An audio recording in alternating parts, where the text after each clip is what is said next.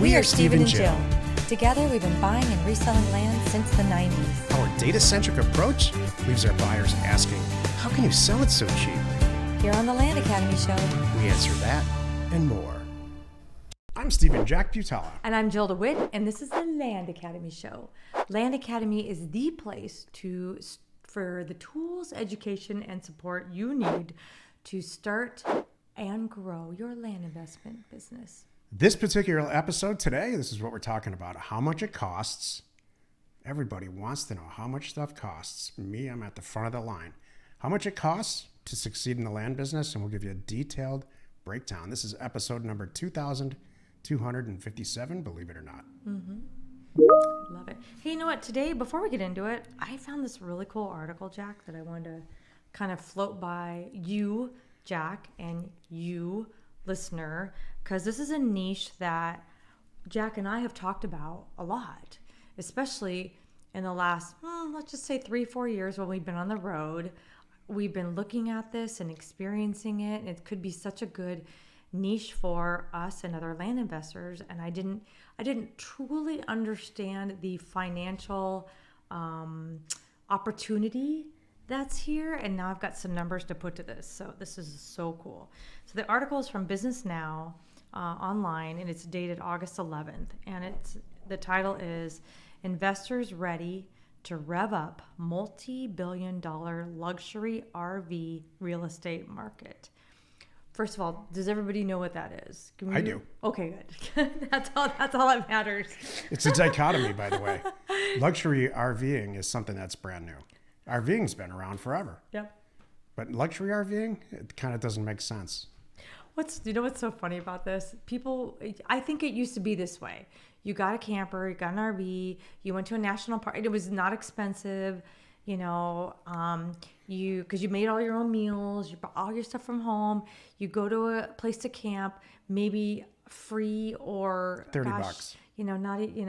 Minimal cost a night. And there's still some places like that. Didn't need a reservation. Yep. You just show up, take a spot. There's an envelope. You put a check in it or cash, and that's your spot kind of thing. And it was a great way for people to get out and explore with the kids and go to a cooler environment or whatever it was. Set your children free. A vacation, an inexpensive vacation. Well, there's a whole nother world out there, and it's the $1 million RV world. Yes, they do cost $1, $2, $3 million nowadays. And they have these luxury RV parks where there's everything from a movie theater and pickleball to gorgeous fountains and swimming pools and everything. And you roll up in your RV to these beautiful gated paved environments that we've actually got to experience. I didn't even know about this until about 2 or 3 years ago. I'm like, and the first time we rolled into one, I said, what the heck is this? And how long can I stay? Because it's gorgeous and the amenities are amazing. But the thing for us that I wanted to point out is like, what an opportunity. It's so amazing. So the thing is right now, let me give you some stats. In 2024, roughly 25.1 million RV camping trips took place in the United States. That was a new record. That's amazing. What is it usually? I don't know, but I know it's less than that. And these RV parks now are costing nearly $100 a night, roughly double the cost of a standard RV site. So, and I'm going to say there's even more. But I think an average of $100 is probably about right. People are like, this used to be an inexpensive thing to do. And I'm like, not anymore. It's so amazing. And what's great is right now, these luxury campgrounds now are making up about 20% of the entire outdoor hospitality industry, which is considered to be an $8 or $9 billion business right now. And they think that's going to grow to as large as $30 billion, like triple in the next 5 years. So these are the things I want you to be thinking about, and you should be on the lookout for it. Look out for that. And Jack, whenever time we talk about it, one of the things you have to think about, and you brought it up earlier today when we were talking, is zoning. it's great to know this, great to think about it, keep to dream about it, but it's like you can't just put this anywhere you want. I'm going to buy the perfect property and I'm going to market it to these people and sell it to them and it's going to be great. There's a lot that goes into that, but it's just something I want you to be aware of. It's so amazing. It's a new real estate segment. It really is. And not just rural vacant land, creating something ground up, but not nuts to keep an eye out like we do for older ones that they've aged out and, they're selling and they can't afford or don't want to. Mostly they don't want to put in the energy to redo the infrastructure to make it this. The dream would be to buy into some, if an organization's got it figured out, to buy into it. So what my model would be, buy an old park that's in a fantastic location that has access to some water, maybe one that's even closed down, where you don't have to change the zoning. You buy it and you improve it. And by the way, you're never going vertical on these properties. That's what costs so much. You're improving the land. You're putting some infrastructure in, but you're not building an apartment building. So the costs are very, very low. And from a management standpoint, somebody pulls up a $1.5 million RV that's theoretically really well maintained, parks it in the spot, they plug it in themselves, they connect everything themselves and entertain themselves, feed themselves, they sleep there, the whole deal. So it's from a management standpoint, it's not that hard. What's up front, the money's all up front. Right. You need to create a nice environment, probably put water features in if water is not close by, and then let her rip and start taking reservations. Mm-hmm. We've stayed at these places and they're pretty amazing. Not once did I hear anybody say that wasn't worth it. True. Not once did I hear anybody say that cost $350. Nobody said that. Exactly. Except maybe me in my head. True. Said both of those things. But this is the future. The numbers of people that are retiring that are looking for something to do like this are staggering. It's more than 10,000 people a day who are retiring and going on Social Security in this country. Mm-hmm. So that's for a different time, but the market's there, is my point. And this segment, this real estate segment will flourish. I'm excited. You know what? It makes me want to keep our big rig. Yeah. And we can get in that line. I have to tell you on a personal note, Jill and I spent all last summer driving around the country in a Newmar Dutch Dart, and it was an absolute blast. The one thing that was very frustrating was getting reservations. True. Which this is the response to that. It is. You're right. And there's a lot of people out there that are willing to spend the dough. Today's topic, well, I already mentioned it earlier, but we're going to talk about how much it costs to succeed in the land business. Here's a detailed breakdown. Again, this is episode number 2257. Look, you got upfront costs like you would in any business, but these are minimal. They're minuscule, actually, compared to the startup costs in even just starting a convenience store. And the upside, in my opinion, is almost as limitless as it gets. This is a gateway into other pieces of real estate and other types of real estate and segments. Jill just in detail described one that's going to happen or is happening now. The key to that business is controlling the land and getting there first and creating a real estate deal out of that piece of land. And that's what we do here. So how much does it cost to get started? Well, you've got education. I don't know. I'm wondering if you took any notes on this. I do. I put down 3 things. Let me see. You tell me yours and I'll tell you mine. Well, one second. Yeah, here's the big picture. There's an education piece. There's a sales and marketing piece like you would have in any business. And then there's a manager, like an ongoing type of maintenance or operations cost, let's say. When you really think about what it costs to get into the real estate or land business using our methodology, it's tiny. Versus, so while Jill is reeling these things off, think in your head, how much it would cost to start a convenience store or a manufacturing facility or anything like that? It's funny. So my 3 things are the same. One is education, just like anything. Even if you're going to Haagen-Dazs University, that's a thing. That helps. Number 2, I put down mail, which is the same for you as marketing. And then I put time. And there's a cost to that. Because I'm assuming that, this is the cost of what you're going to need to do to get started and succeed. And I'm assuming you're a one-man show and you have a job. So there's going to be a cost associated to, you're going to be shifting whatever free time you had or things that you used to do or invest your time in towards this because you have to do that. So my math numbers, I came up with 3,000 minimum for education. Do you like that? Yeah, it's so minor compared to the money that you're even Sure. going to make on the first transaction. true. That whether it's 3,000, 5,000, 2,000 doesn't matter. True. Exactly. That's what I Right? came up To with. answer your question, for sure, I agree. Well, let's put it this way. It's like how many it's like 3 classes. Yeah, Isn't that amazing if when you think that, about it? maybe. It's a career. Yep. I think it's probably one college class. Yeah. Probably nowadays. Mail/marketing.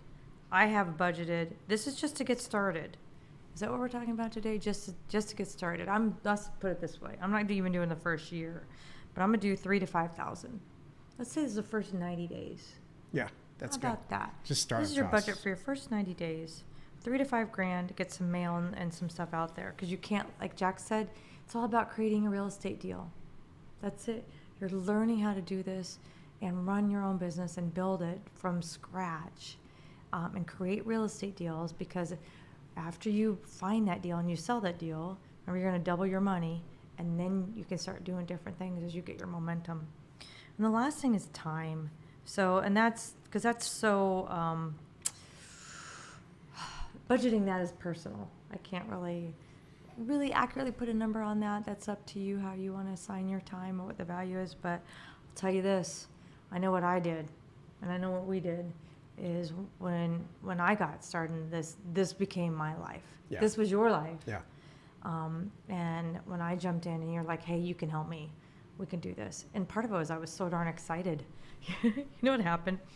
So we get together, you're teaching me, I'm learning your world, and I'm learning the land business, and you're showing me what to do, and then you're learning how good I am on the phone, and you're like, maybe you could do the phones for me, maybe you could help me make some deals, maybe you could sell something, obviously it all worked out, but I was so excited by seeing how easy it came to me. That's one thing that was nice, creating these deals.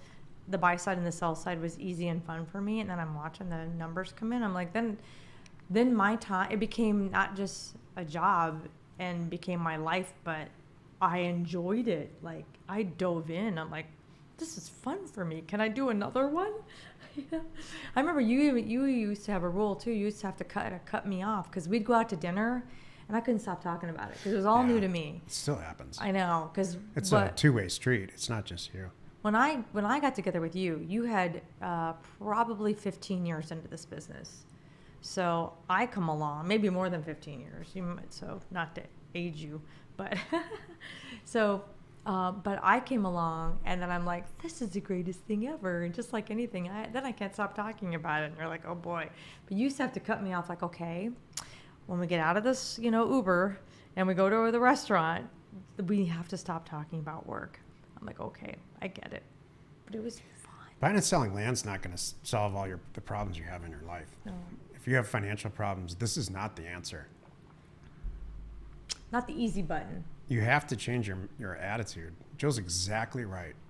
She was just hardwired right from the beginning, because this was an extension of what she's been doing for years and years and years as a corporate salesperson. Mm-hmm. And so this was an extension. This whole business was an extension of what I was doing as in the corporate accounting world. And so it just made sense to kind of like, this was the next step for both of us, albeit a decade apart from each other.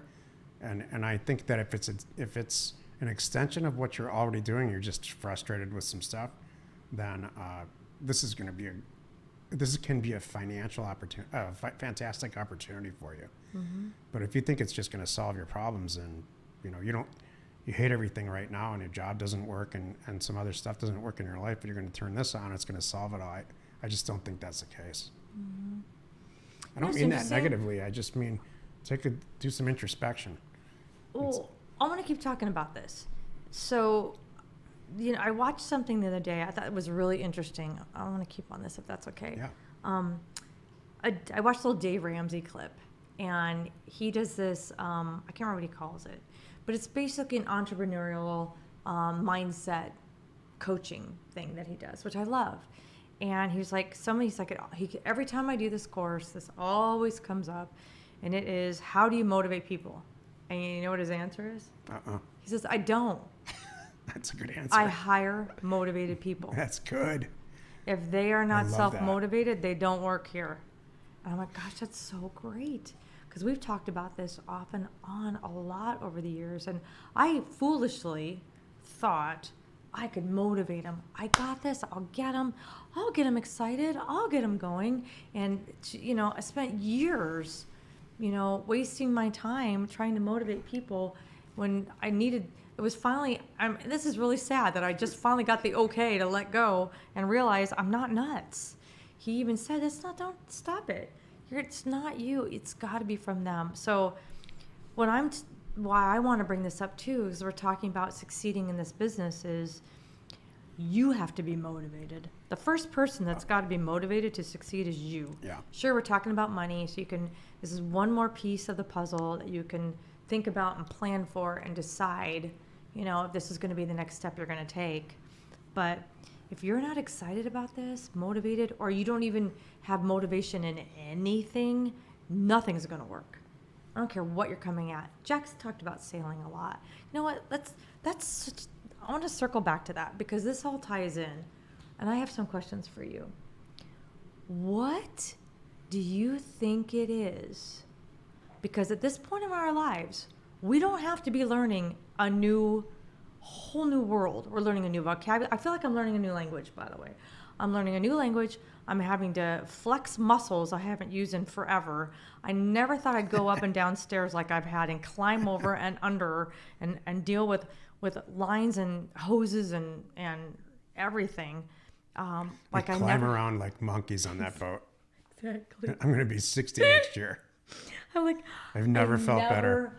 I've never done anything that's made me feel better than this. So I'm thinking we're starting something. So for somebody starting a land business, it could be like starting this. So what do you think it is for you that this sailboat has you so motivated? So number one, I have to do something. I can't do nothing. It's just not an option. For a long time, people would say to me, you need to calm down, chill out. You need to retire and slow down. Well, screw that. That's not going to happen. It's just not. It's just not for my personality type. So I need to be doing something. I need to be challenged. This is a huge challenge. I grew up sailing in Michigan, but never on anything this big, and being really soul-like honest. RVing was a blast, but it was not a challenge. It was really fun to explore different parts of the country. I'm sure that's not over, but there are some things about it that, namely, dealing with a lot of people all day long that I did not like. And in boating, that you just don't have that. There's not as many people around. The people that you do meet and befriend are really in the same mindset as you are. You know what? Sailing called me. I didn't go out and call it. Isn't that amazing? It called me. And I love the water. When you're sailing, that's what you're doing. You're not thinking about where that other $1 million that you just made from a real estate deal should be put into passive income somewhere, like what CD or what percentage should be going to ETFs or any of that. There's a time for that, and that's in the calendar. So transferring that thought and kind of that deal, that mindset, let's say, for a new land investor or somebody who's in a real estate business that wants to add a new income stream, if it's calling you and it makes sense to you, and it makes sense to you that sending out 10,000 offers, that you're going to get 2 or 3 real estate deals out of that, create them yourselves, take personal responsibility like Jill does on the phone to create 2 or 3 real estate deals and make a couple $100,000 in total or more, or a lot more if you're going to do a luxury RV park, then this is the right place for you. But the opposite, and these are the vast majority of the people that are in Land Academy and passed through Land Academy for the last 10 years. We've been doing this for 10 years.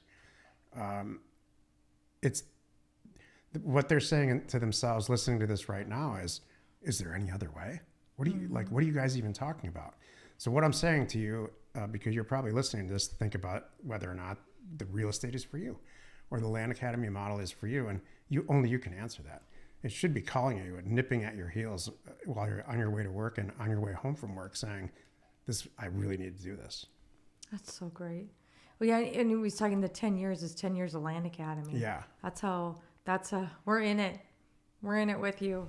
You know, and I love what you just said, nipping at your heels and calling to you. I remember when the first time I'm like, I got to quit my day job. This is just taking up too much time. And it's so fun. Over the years, I've talked to so many people. I was even talking to our team, like, we should bring back some of my old videos. Remember the property flip with Jill DeWitt that we did on YouTube a while back? We did this YouTube live thing. It was probably, I don't know, 6-7 years ago or something. It was really cool. And I remember that's when I learned, I was hearing in our online community in Land Academy of people quitting their jobs. I'm like, oh, it's happening. They've been with us for a year or 2 or 3, and now they're quitting their jobs. They did it. They transitioned. This pulled on them, and they were in, and I loved it. And so it was fun thinking about that and talking about that. I have one other little comment I want to make about something that you said, and it was interesting. You said that you like being challenged, and the sailing challenged you. Did land really challenge you in the beginning? Yeah. Oh. So, and then, you know what? Now that you're bringing this up, it's really similar because there's so many components of sailing. There's actually sailing the boat's just a small part of this.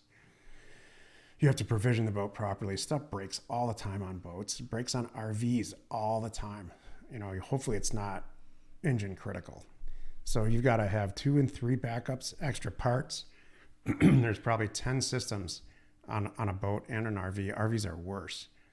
So you've got an electrical system, stuff doesn't work there. You just have to deal with it. And you have to, more importantly, in my case, get to know the systems pretty well, have all the spare parts and backup stuff with you, and then a good internet connection so you can reach out to people to help you walk you through stuff that you can't do. And so this happens all the time. And to a lot of people, I think most people, they would say, what the hell are you thinking? Like, what's wrong with you that you would be interested in something like that? Why don't you just go to a movie and have a beer? And so there's times in life that Jill and I do exactly that in the middle on a Wednesday or something. We go to have a couple of beers and go to a movie. But after a while, that's just not what doesn't work consistently. So yeah, I love this whole sailing, the challenge piece of it, where Jill and I are mentally, physically, and from a financial standpoint, getting all ready to kind of do some long trips in the sailboat. I don't know exactly what they're going to be yet. So, but that's buying and selling land's the same thing. You're going to, there's the data component.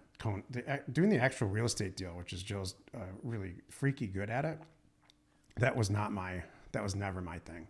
My thing was getting it all set up. Making my phone ring. Getting the data piece correct, choosing the right places to send mail, keeping up with technology to make sure that data sources were correct and manipulating the data, pricing it, and managing all of the stuff that goes on with owning a business. Jill's part was to receive those phone calls and create real estate deals. And that is her part. We just have a staff now that really, really helps us out. If not does it all except for the decision-making part. And that's just, you're right. It's just like sailing.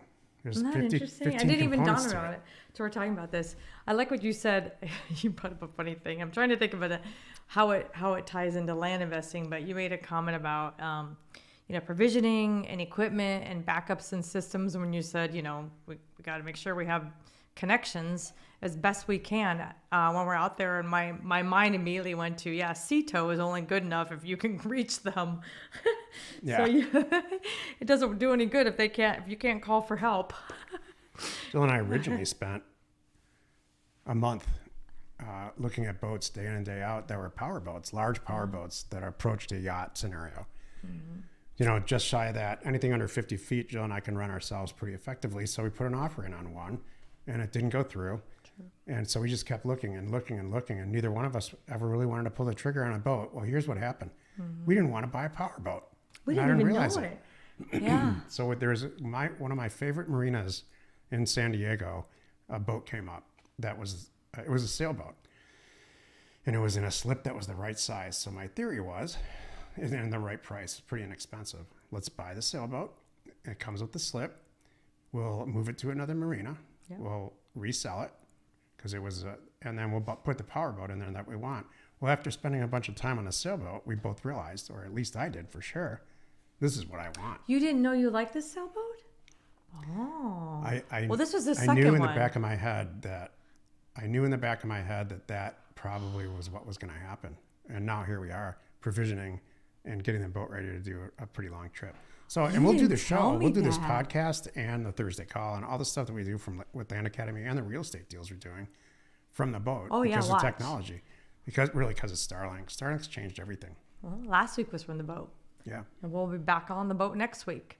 This is really good. I didn't know that. So you really went into this one. You know what? This is how Jack rolls in life too. And this also ties to what we're talking about today. This is going to end up being a marital problem right now. Watch. No, this is a good thing. Stop it. You do go into everything, and you have taught me to do this and make really smart decisions in real estate, always having a way out. I did not even know that. You kept it from me. Thank you. That when you bought this boat, you probably bought this boat with the intention of, I can get out of it and not lose any money. That's it. Okay. Now That's I know. exactly. I would have never done the deal. And that's true. So we do that with real estate. And that's something too about the Land Academy where, I just looked at a deal yesterday and I'm trying to remember the guy, it was like a buy for 90 and sell for 175 in Greene County, Tennessee. I know that area really, really well. And I'm looking at it and the house next door, it's 10 acres. The house next door is valued between $400,000 and $500,000. I'm like, how are you going to do this? Just the land, and sell it for, $175,000. I'm not seeing it. I'm not sure I can get out of it. So, we have to back it. And I get, as I'm writing the note, this person was asking for deal funding. And as I'm writing a note back to them, my numbers kept going down. I would do it for this amount. It was started at 90,000. I'm like, I'm not paying 90 for this. I'm not sure I'd get out of it at 90. So, and then I go back to this and I'm like, maybe 50. And then I go to, and the number, I don't remember what number I ended at, but it was a really good number. That's how we go into things too. And you'll learn more about that. We'll talk. And if you listen to some of our earlier podcasts or you know us, you know how we buy things. And it's everything we do in life, including, every real estate deal that we've done, personal and professionally. If we can't get out of it and do well, we don't invest in it, period. People who are boaters, the people who are in real estate successfully, or the people who own companies, all have a different version of the same personality type. They have, there's about 5 boats down from us. We met a couple that are our age. This guy is a substantial, has a substantial market percentage, market share of new lumber. He's a new lumber manufacturer / distributor all over the West Coast. And we have the same personality. And he works on his boat the same way that I do. And I have 20 examples like that. He's I don't know if he was an accountant or what he was prior to this, or usually people are accountants, engineers, or salespeople. And so he has to deconstruct everything, reconstruct it, put the right people in the place, and get the boat out of the dock. And starting a land business is the exact same thing. So my question to you is, do you have that type of personality? Or do you want to have that type of personality, or just has it come out yet or not? Because you're going to solve the problems and the small little things we've solved most of the problems to start getting started. Welcome to Land Academy. Yeah. We'll We've help solved you. most of them. Most, if not all of them. And more coming. Your job is to implement it and get hooked on it. Yeah. The first real estate deal that I did all by myself without any external funding, where I just bought it for cash and resold it for cash, that was it.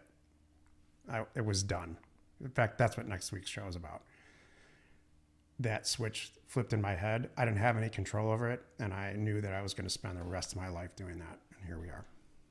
That's awesome. So it's your job to really think whether or not you have that personality type. And buying and selling land might be a great use for that personality type. Maybe it's something else. But if you have it, don't waste it. Touche. Let's see what you, or the Land Academy, what you're working on this week. Okay, so we have a win to share from our Land Academy community. It is from Jade C, and she said, this is all in quotes, I just got my first 2 properties purchased and sold on terms. Our buyer went down to go see the first property. I told him I had another down the road and he can take pictures for me. And if he could take pictures for me, I'd appreciate it. He went to like go you, look Jill. at it. Yep. And he wanted that one too. I'm like, that's a new tactic. I knew this would work if I just put in the time and the energy. Oh my God, that's what we're talking about right now. That's it. And you can't she's put a got dollar it. on that. Or can you? She's probably less than 3 months here in Land Academy, maybe 6. But yeah. She's smashing it. Great job. I'm so excited. I was just, that's such a good thing. Hey, I have another one. Could you imagine? Would you mind while you're out there, since you're driving that way, will you look at this too? And then that could work. So that's what you're working on. Here's what we're working on. I couldn't be more excited about this all end-to-end solution, this application that we're building. Around the office, we call it the Easy Button solution. It's not what it's going to be called. I don't know what the name is yet, but it's an end-to-end solution to make you getting into this business, in the real estate business, a lot easier. It organizes everything in one place and allows you to analyze these markets and store documents and manage your mailers, and really it's an entire CRM is involved where you can manage the real estate deals from a buy to a sell and convert it back into cash. People have long asked us, like, okay, I watched the program, I understand everything, I'm making my own notes, and now I have to go do this, and I have to set up this, and I have to do this, and I have to make that. It's all in there. It's like, and I love it. Jack's like, I need a pizza tracker like Domino's, so everybody knows exactly where they're going through the system and exactly how, not only what you need to do, in your business, but what you need to do with deal flows, pushing a deal through the system. Because it's easy to like, okay, I bought it, now what? Okay, now what? All along the way, you're kind of doing that. Like, oh, I should have been sending out mail too? Hold on. So it really helps you stay organized. And we just previewed it again. We did a smaller deep dive into it with my Land Academy ladies group the other day. And because we're doing smaller breakout groups now and getting feedback, because by the time this airs, beta testing is full on happening. And probably right after this airs, this is going to be released. This is due to be released end of August, early September for use of the first tier. I don't know who the first group is, but the first group in Land Academy is going to be using it. Our goal is to be making this a free tool right now for Land Academy members. So super excited. There's so much involved in it. But one of the things I wanted to share about for a few minutes was any other tool that you're using that you're like, I do this for this, I do this for this, I do this for this. Like my CRM's over here, my mail place is over here, my VA communicates with me here, my transaction coordinator uses this, whatever it is. Oh, and then for my due diligence, I use this to look at a slope. I use this to look at, terrain, whatever it is. And for and pricing. And now I use this for pricing, and I use this for picking an area. So as you can see, I probably rattled off 10 things right there. They're all in there. And we're even saying, like, we showed the group the other day, we're like, okay, bring it. Here, now you've seen what it can do. What could we possibly missing? And only one person said, there's another tool that I saw that can do this. We're like, all right, let me have it. We're going to go get it, and we're going to incorporate it. Because my team, we do now, 10 years into Land Academy, we do have the resources. We do have the staff. We have the experience. Nobody does like we do. And we have the manpower that can do it and pivot and make these changes. And that's what's great too. Some of our breakout sessions, I'm so excited because they've said, can you make this? And they're like, yep, done. We can do that. No problem. I even brought up a couple on the ladies group the other day because I know Jack. I said, I see where you're going with this, but I know Jack would like this little side option right over, little side thing. They're like, got it. Wow. No problem.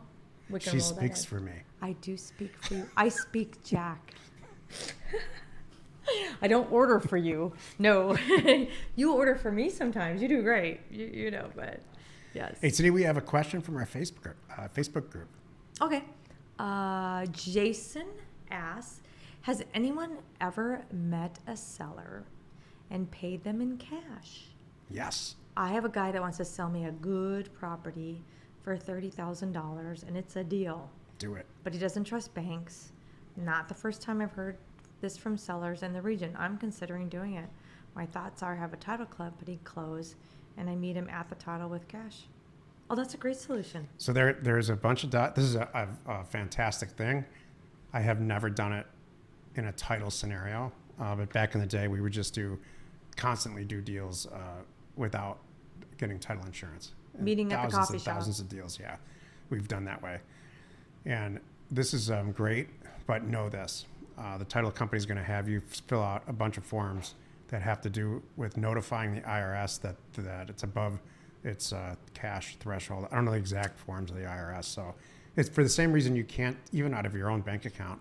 I think the limit's like $11,000 or $13,000 now. You can't take that much cash in a 24-hour period out of the same bank account. It triggers a form because it's an anti-money laundering thing. Right.